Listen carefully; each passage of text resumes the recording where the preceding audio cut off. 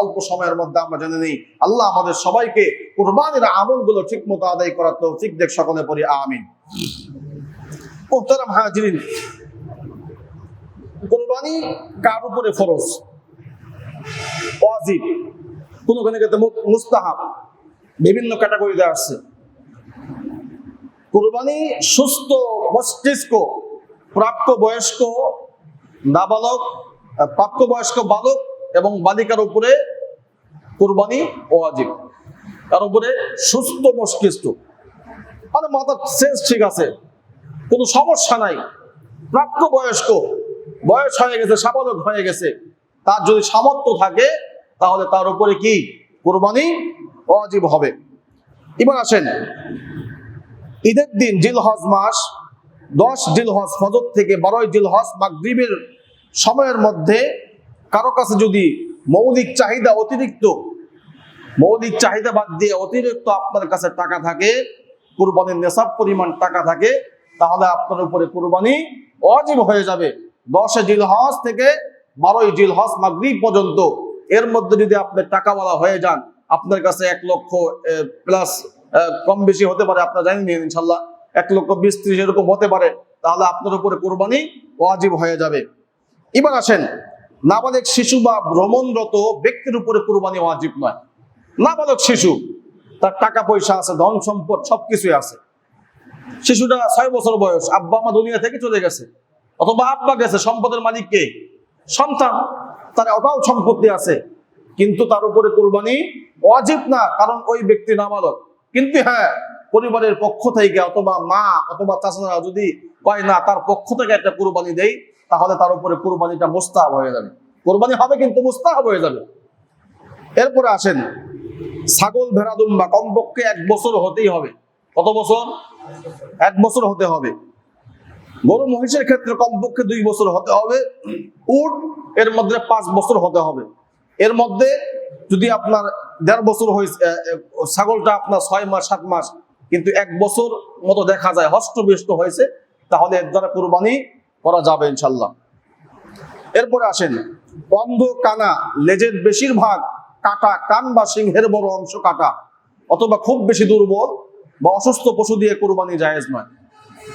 অসুস্থ, কানা, ল্যাংড়া, খুরা যারা কুরবানি করবেন খুব ভালো করে দেখবেন। একটা খুরা আছে যে মোটামুটি হাঁটতে পারে, কুরবানির স্থান পর্যন্ত পৌঁছতে পারে, তাহলে তার দ্বারা কুরবানি হবে। তবু আপনারা বিজ্ঞ ওলামায়ে কেরামের কাছে জানতে পারেন ইনশাল্লাহ। এরপরে আসেন, ঈদুল আজহার নামাজের পর থেকে 12 জিলহজ সূর্যাস্ত পর্যন্ত কুরবানি করা যায়।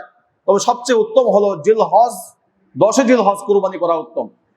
অনেকে আমরা কষাই পাই না, কষাইয়ের বর্তমান ডিমান্ড, বাজার মূল্য চড়া, 5,000 টাকা নিচে করিতে হাত দেয় না। যে কষাই না পান অথবা খুব চাপ থাকে, সেই দিন না করতে পারেন, অথবা কোনো আপনার দুর্যোগের সমস্যা হতে পারে, তাহলে পরের দিন করবেন। রাতে কুরবানি করা বৈধ না, কিনা মাকরুহ, রাতে কুরবানি করা যাবে না, দিনের বেলায় করতে হবে, না পারলে পরের দিন। আর যেই ব্যক্তি কুরবানি করবে, ওই ব্যক্তির ঈদের দিন ওই কুরবানির গোশত দিয়া সর্বপ্রথম খানা খাওয়া সুন্নাহ। মন থাকবে ভাই, ওই ব্যক্তি সর্বপ্রথম কুরবানির গোশত দিয়া খানা খাওয়া সুন্নাহ। এরপরে আসেন, গোশত 3 ভাগে ভাগ করে 1 ভাগ নিজের জন্য ও আত্মীয় স্বজন ও বিভিন্ন গরিব মিসকিনের জন্য সদকা করা মুস্তাহাব। আপনি ইচ্ছা করলে 3 ভাগেই খাইতে পারবেন, 1 ভাগ পরিবার মিসকিনকে, 3 মিসকিনকে অথবা পরিবারের মধ্যে সবাইকে দিতে পারবেন। ইচ্ছা করলে দেওয়াটা মুস্তাহাব, না দিলে কোনো ক্ষতি নাই, কারণ আল্লাহর জন্য আপনি কুরবানি দিয়েছেন, আল্লাহ আপনার এটা হাদিয়া হিসেবে দিয়েছে। আপনি খাবেন না কি করবেন আপনার ব্যক্তিগত বিষয়, কিন্তু কুরবানির মাংস বিক্রি করা যাবে না। এরপরে আসেন, কুরবানির চামড়া অথবা এর মূল্য সম্পর্কে সদকা করে দিতে হবে। চামড়ার টাকা নিজেও কাজে ব্যবহার করা সম্পূর্ণ নিষেধ। অনেকে আমরা চামড়ার টাকাটা কসাইকে দিয়ে দিই। মনে রাখবেন, চামড়ার টাকা কসাইকে দেওয়া যাবে না। চামড়ার টাকার এক হকদার মিসকিন, এতিম, অসহায়, এরা হলো চামড়ার টাকার হকদার।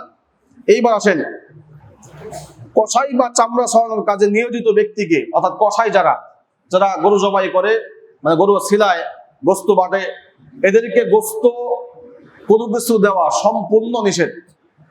অনেকে আমরা এই যে ভুঁড়ি বের করার পরে খাদ্য নিয়ে, যে ছোট একটা খাদ্য নিয়ে আছে, এটা কিন্তু অনেক কসাই কিন্তু নিয়ে যায়।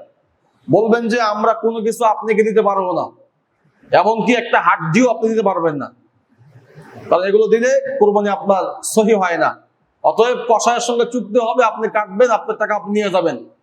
এই আপনার গোস্ত দেওয়া, বিভিন্ন কসাইকে চামড়া দেওয়া, বিভিন্ন কিছু করা, এগুলো সম্পূর্ণ নিষেধ। আল্লাহ রাব্বুল আলামিন আমাদের সবাইকে কুরবানির সঠিক মাসআলা, আরো মাসআলা আছে। তারপরে মুসাফিরের উপরে কুরবানি হালত কি?